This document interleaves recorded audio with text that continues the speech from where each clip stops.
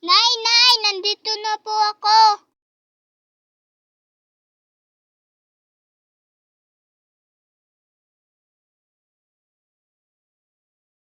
Nay, may nakuha akong malaking score. Sige, lalagay ko na dito. Nay, tutulungan na po kita.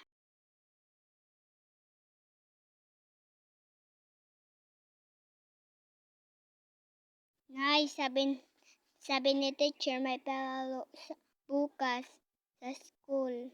Sali tayo ha.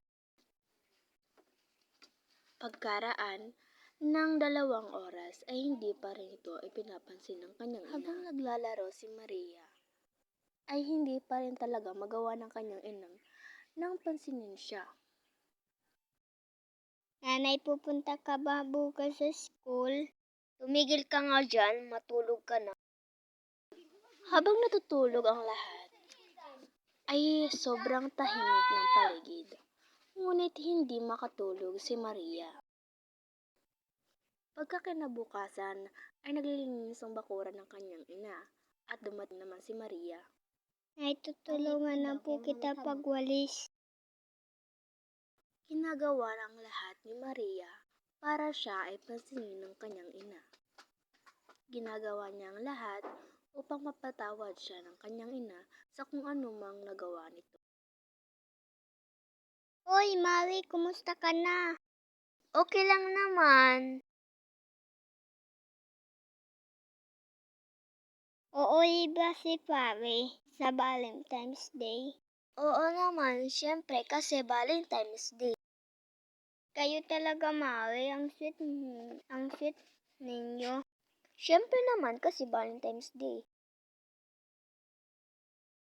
Oo na pala, Valentine's Day. Anong bibigay ko ka, Nanay?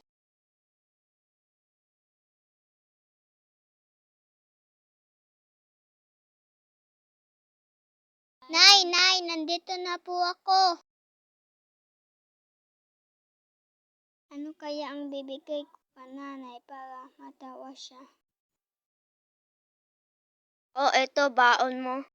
Salamat, Nay, sa baon.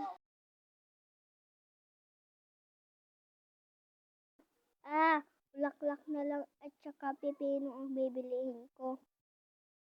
Magkano po ang bulaklak? 5 piso lang, iha. Nag-isip-isip muna si Maria kung pipino at bulaklak bibili. Yung pipino, magkano po? 5 piso lang din. Hanggang sa pareho niya itong binili.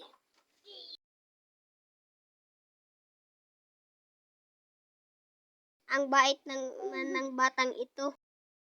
Habang umuwi si Maria, ay kinakabahan ito sa gagawin niyang sorpresa sa kanyang ina. Ina, nandito na po ako.